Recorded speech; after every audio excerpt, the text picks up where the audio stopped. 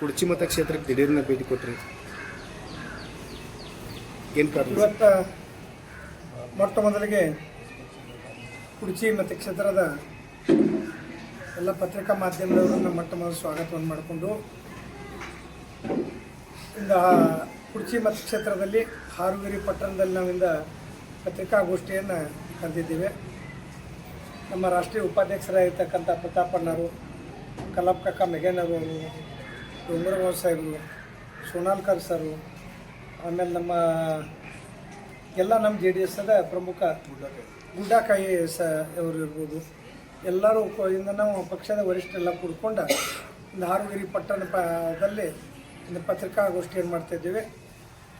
ಇದರ ಉದ್ದೇಶ ಏನಂತಂದ್ರೆ ರಾಷ್ಟ್ರೀಯ ಅಧ್ಯಕ್ಷರಾಗಿರ್ತಕ್ಕಂಥ ದೇವೇಗೌಡ ಅಪ್ಪಾಜಿಯವರ ಒಂದು ಆದೇಶದ ಮೇರೆಗೆ ಮತ್ತು ನಮ್ಮ ರಾಜ್ಯಾಧ್ಯಕ್ಷರು ಮತ್ತು ಕೇಂದ್ರ ಸಚಿವರಾಗಿರ್ತಕ್ಕಂಥ ಕುಮಾರಣ್ಣರ ಒಂದು ನಿರ್ದೇಶನದ ಮೇರೆಗೆ ನಮ್ಮ ಯುವ ನೇತಾರರು ಮತ್ತು ನಮ್ಮ ಮುಂದಿನ ಮಾರ್ಗದರ್ಶಕರಾಗಿರ್ತಕ್ಕಂಥ ನಿಖಿಲ್ ಕುಮಾರಣ್ಣರ ಒಂದು ಸಾರಥ್ಯದಲ್ಲಿ ಅವರ ಏನು ಆದೇಶ ಮಾಡಿದಾರೆ ಆ ಆದೇಶದ ಮೇರೆಗೆ ಇವತ್ತು ನಾವು ಬೆಳಗಾಂ ಜಿಲ್ಲೆಯಲ್ಲಿ 18 ಮತಕ್ಷೇತ್ರಗಳಲ್ಲಿ ಪ್ರವಾಸವನ್ನು ಕೈಗೊಂಡಿದ್ದೀವಿ.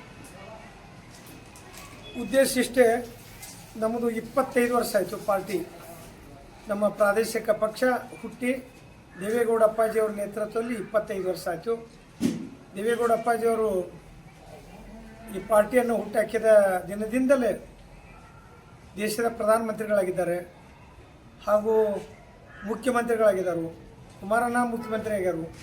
ಆಮ್ಯಾಗ ನಮ್ಮ ಪಕ್ಷದಲ್ಲಿ ಸಾಕಷ್ಟು ಜನ ಇಲ್ಲಿ ಈ ಪಕ್ಷವನ್ನು ಉಳಿಸ್ಬೇಕಂತ ಹೋರಾಟವನ್ನು ಮಾಡಿಕೊಂಡು ಇವತ್ತಿನವರೆಗೆ 25 ವರ್ಷ ದಾಟಿದಂಥ ಪಕ್ಷ ಕರ್ನಾಟಕದಲ್ಲಿ ಯಾವುದಾದ್ರು ಇದ್ದರೆ ಅದು JDS ಪಕ್ಷ. ಯಾವುದೇ ಕರ್ನಾಟಕ ಇತಿಹಾಸದಲ್ಲಿ ತೆಗೆದು ನೋಡಿದರೆ 2 ವರ್ಷ 3 ವರ್ಷ 4 ವರ್ಷಕ್ಕಂದ್ರೆ ಯಾವುದೇ ಪ್ರಾದೇಶಿಕ ಪಕ್ಷಗಳು ಉಳಿದಿಲ್ಲ. 25 ವರ್ಷ ಉಳಿದಂಥ ಒಂದು ಸಿಲ್ವರ್ ಜುಬ್ಲಿ ಕಾರ್ಯಕ್ರಮವನ್ನು ಮೊದಲೇ ಕಾರ್ಯಕ್ರಮನ ನಾವು ಹಾಸನದಲ್ಲಿ ಮಾಡಿದ್ವಿ. ಅಲ್ಲಿ ಒಂದು 2.5ರಿಂದ 3 ಲಕ್ಷ ಜನ ಅಣ್ಣವರು ಇದ್ರು, ಪ್ರತಾಪಣ್ಣ ಪಾಟೀಲರು ವೇದಿಕೆ ಮೇಲೆ ಅವರು ಕೂತಿದ್ರು.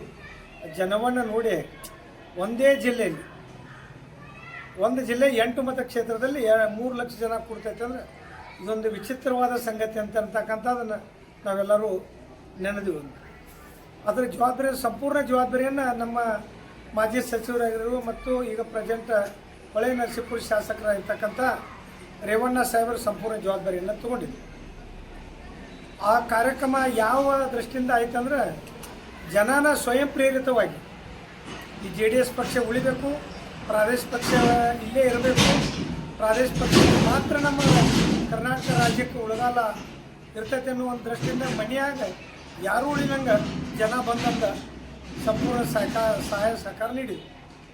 ಮೊದಲೇ ಕಾರ್ಯಕ್ರಮ 25ನೇ ವರ್ಷದ್ದು ಜನತಾ ಸಮಾವೇಶ ಹಾಸನ, 2ನೇ ಸಮಾವೇಶ ಕಿತ್ತೂರು ಕರ್ನಾಟಕ, ಅಂದರೆ 7 ಜಿಲ್ಲೆಯನ್ನು ಒಳಗೊಂಡಂಥ ಈ ಏನು ನಮ್ಮ ಸಮಾವೇಶ ಜನತಾ ಸಮಾವೇಶ ಧಾರವಾಡ, ಹಾವೇರಿ, ಗದಗ, ಉತ್ತರ ಕರ್ನಾಟಕ, ಆಮೇಲೆ ನಮ್ಮದು ಬಿಜಾಪುರ, ಬಾಗಲಕೋಟೆ, ಬೆಳಗಾವಿ ಇವೆಲ್ಲ ಗದಗ ಹಿಡ್ಕೊಂಡು ಇಲ್ಲಿ ತನಕ 7 ಜಿಲ್ಲೆಯನ್ನು ಒಳಗೊಂಡು ಫೆಬ್ರವರಿ 27ನೇ ತಾರೀಕಿಗೆ ಬಿಜಾಪುರ ನಗರದಲ್ಲಿ 2ನೇ ಜನತಾ ಸಮಾವೇಶವನ್ನು ಮಾಡಬೇಕಂತೇಳಿ ನಮ್ಮ ಕುಮಾರಣ್ಣರ ಏನು ಆದೇಶ ಮಾಡಿದರು ಅವತ್ತಿನಿಂದ ನಾವು ಬೆಳಗಾಂ ಜಿಲ್ಲೆಯಲ್ಲಿ 18 ಮತಕ್ಷೇತ್ರದಲ್ಲಿ ನಾವು ಪ್ರವಾಸವನ್ನು ಕೈಗೊಂಡಿದ್ದೀವಿ. ಇದು ನಮ್ಮದಿಂದ 7ನೇ ವಿಧಾನಸಭಾ ಮತಕ್ಷೇತ್ರದ ಪತ್ರಿಕಾಗೋಷ್ಠಿ. ಆ ಕಾರಣಕ್ಕಾಗಿ ನಿಮಗೆ ಹೇಳುವುದಂದ್ರೆ ನಮಗೆ ಸಿಕ್ಕದ ಅಧಿಕಾರ ಕಡಿಮೆ.